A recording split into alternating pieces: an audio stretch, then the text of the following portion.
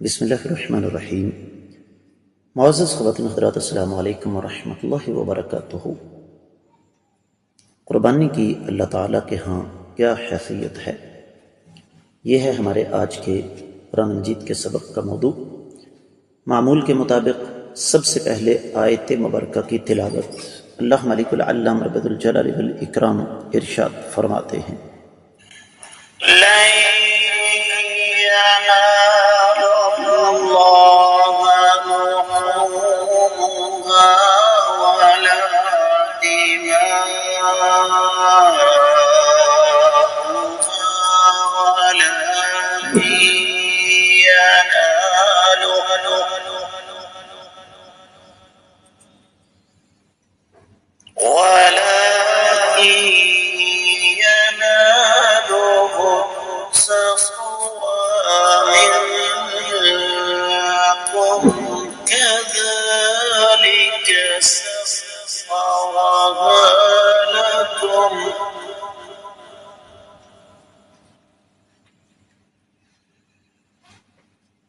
كذلك سخرها لكم لتكبروا الله على ما هداكم وبشر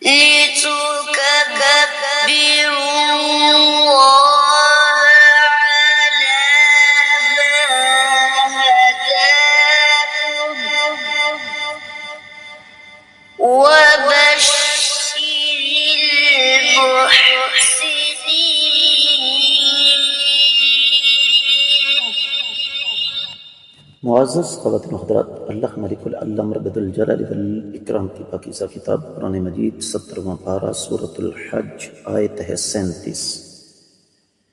معمول کے مطابق سب سے پہلے آیت مبارکہ کا لفظی اور با محاورہ ترجمہ۔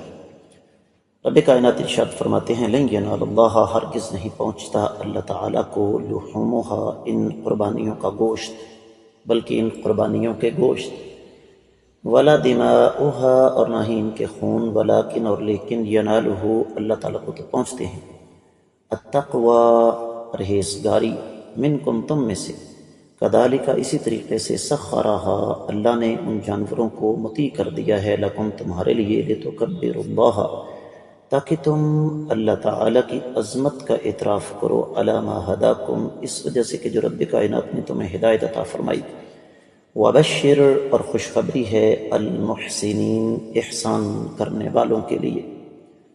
با محاورہ ترجمہ سماعت فرمائیے گا۔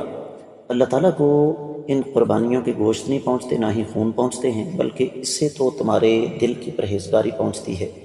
اسی طرح اللہ تعالیٰ نے جانوروں کو تمہارا مطیع کر دیا ہے، تم اس کی رہنمائی کے شکریے میں اللہ تعالیٰ کی بڑائیاں بیان کرو اور احسان کرنے والوں کو آپ خوشخبری سنا دیں۔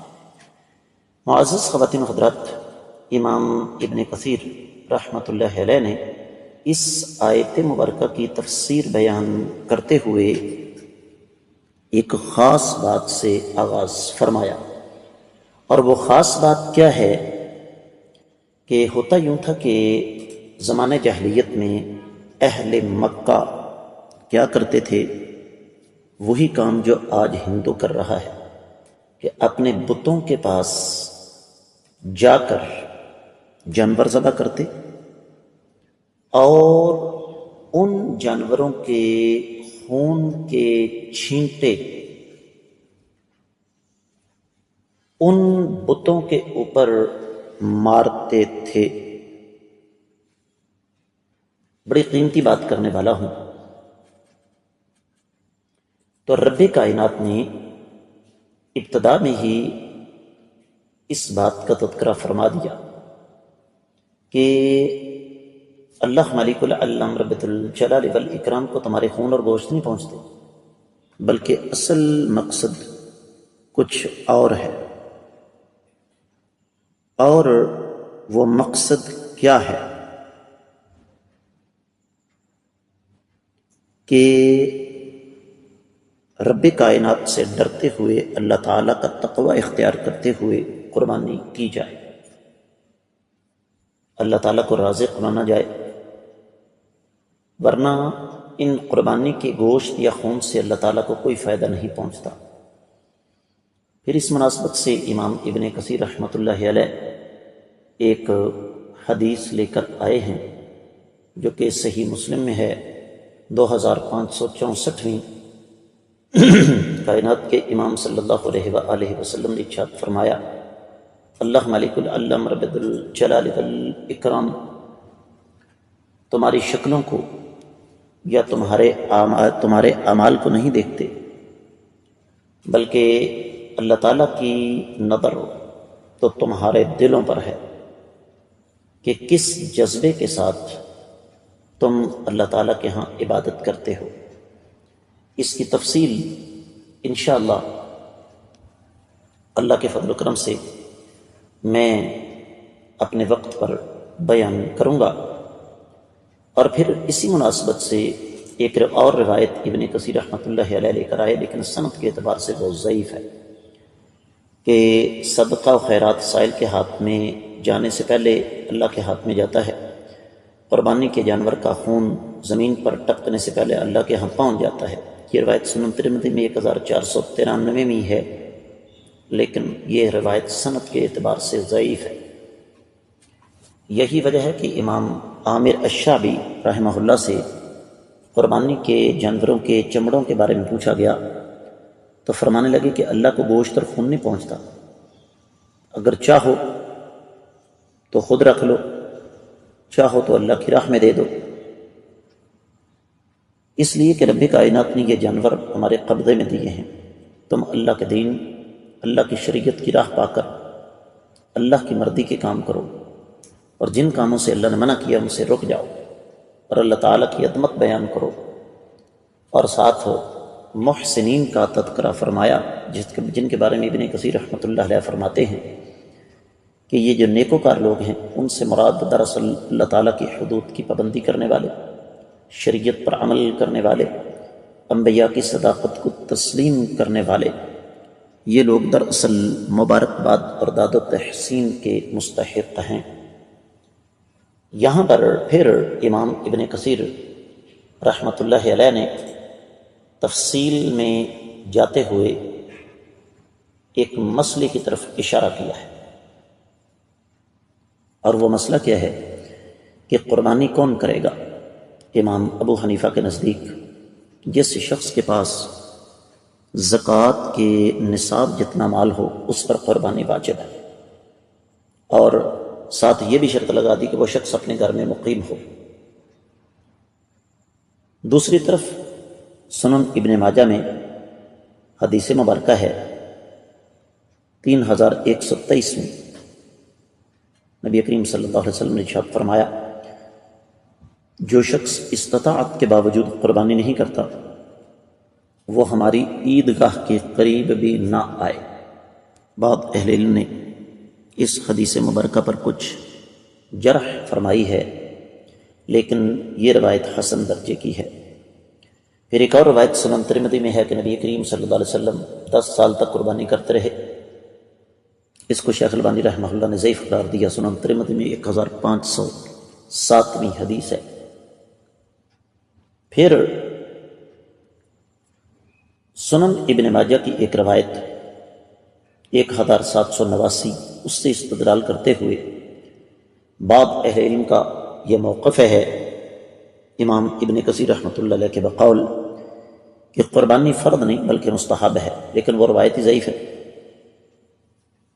اور پھر ابن کثیر رحمۃ اللہ علیہ نے ایک اور بات یہاں پر بیان فرمائی ہے کہ نبی علیہ السلام نے اپنی تمام امت کی طرف سے قربانی کی، اور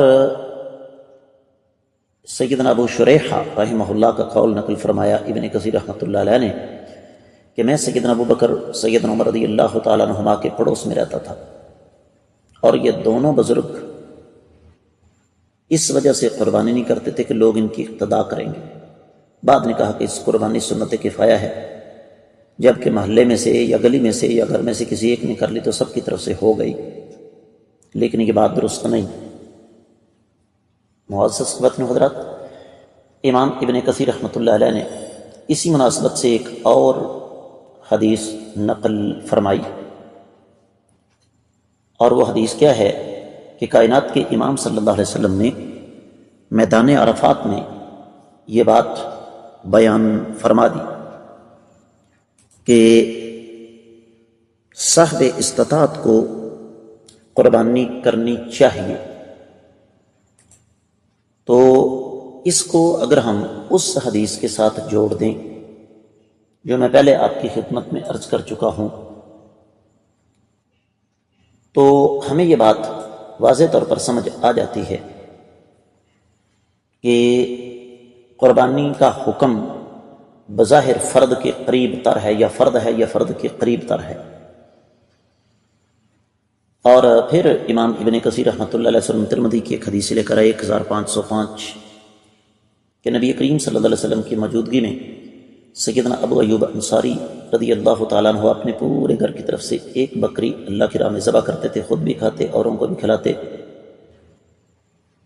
سیدنا عبداللہ بن شام رضی اللہ تعالیٰ عنہ اپنے اور اپنے تمام گھر والوں کی طرف سے ایک بکری ذبح کیا کرتے تھے۔ یہ حدیث صحیح بخاری میں 7210 ہے۔ اور پھر امام ابن کثیر رحمۃ اللہ علیہ نے اسی سلسلے کو آگے بڑھاتے ہوئے ایک اور بڑا اہم مسئلہ ہمارے سامنے رکھا کہ صحیح مسلم میں حدیث ہے، نبی کریم صلی اللہ علیہ وسلم نے ارشاد فرمایا لا تذبحوا الا مسنہ، تم نہ ذبح کرو مگر صرف دوندا۔ اس کا مطلب کیا ہوا معزز خواتین حضرات؟ اونٹ ہو، گائے بیل ہو، دمبا چھترا بکرا ہو، مذکر یا مؤنث، بنیادی شرط یہ ہے کہ وہ دوندے ہوں۔ اور فرمایا اگر تمہیں دوندا نہ ملے تو پھر کھیرا کر سکتے ہو۔ سوال یہ ہے کہ کیا دوندا نہیں ملتا؟ یقیناً مل جاتا ہے، اور یہی وجہ ہے کہ اس پر امام ابن کثیر رحمۃ اللہ علیہ نے بڑی تفصیل کے ساتھ روشنی ڈالی ہے کہ قربانی کا جانور اس کی عمر کے حوالے سے شرعی موقف کیا ہے، اور صحیح موقف جو تمام تر دلائل کو جمع کرنے کے بعد ہمارے سامنے آتا ہے وہ یہی ہے کہ دوندا ہونا بنیادی شرط ہے۔ تفسیر ابن کثیر کی حد تک کچھ باتوں کو میں نے شامل نہیں کیا اختصار کی وجہ سے۔ آج کا سبق یہیں پہ رکتا ہے، اللہ نے چاہا تو آنے والے سبق میں ہم دیگر کتب تفاسیر کی روشنی میں اس آیت مبارکہ کا جائزہ لیں گے۔ معمول کے مطابق آپ لوگوں سے خصوصی طور پر گزارش کروں گا کہ جہاں تک ہو سکے ان اسباق کو صدقہ جاریہ سمجھ کر ہر فورم پر زیادہ سے زیادہ آگے نشر کریں۔ بڑی محنت کے ساتھ یہ اسباق تیار ہوتے ہیں۔